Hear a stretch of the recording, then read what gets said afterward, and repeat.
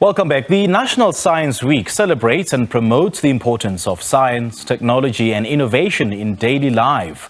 SABC News reporter Lutendo Bobodi from the Univen at the National Science Week this morning, and we cross back to him. A very good morning to you, Lutendo. What can you tell us at this stage? Thank you so much. You know, it's assortment of sciences here and some branches that I've even never heard of. We have agricultural research, environmental research. We have what we call pedal for power, where you can use a bicycle to generate power. You can boil a kettle and make coffee. You know, we're saying with my colleague that can't they just put that in the gym? Maybe they can generate more power. But also we have what we call unplugged coding. That is, it's like a jigsaw puzzle, but more sophisticated, more instructive, a little bit more intricate. It's also a basic step to robotics and programming. But for now here I'm joined by Ibrahim Samodian from the South African Medical Research Council. Ibrahim, thank you so much for your time.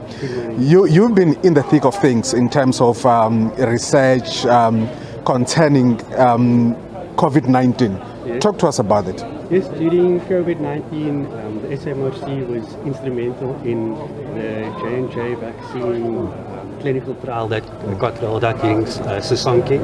That got rolled out that enrolled the health workers and some of the teachers and the South African police services.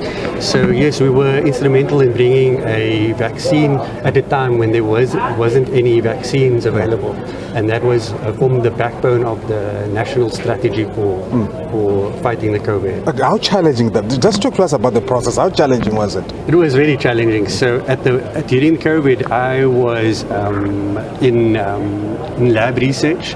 And our research had to continue, so even shortly after the hard lockdown, we needed to get back into the lab and continue working. So that was challenging, I would say, for myself personally. I remember getting stopped by the army and having my temperature taken. And I mean, this was at the time when there weren't any vaccines, so really scary time. Really scary time. Yeah. Well, thank you so much for your time and all the best. Welcome. Thank you. Good. I'm also joined here by Christina Mudau, who's a senior software engineer. Christina, just talk to us about where you come from and what you're doing here. I'm actually from CSRR. I work at CSRR, the senior software engineer, and there we normally do research on almost in science, technology, engineering and mathematics as well. But currently we have a work on projects that I'm actually working on. It has to do with fingerprints, biometrics as well.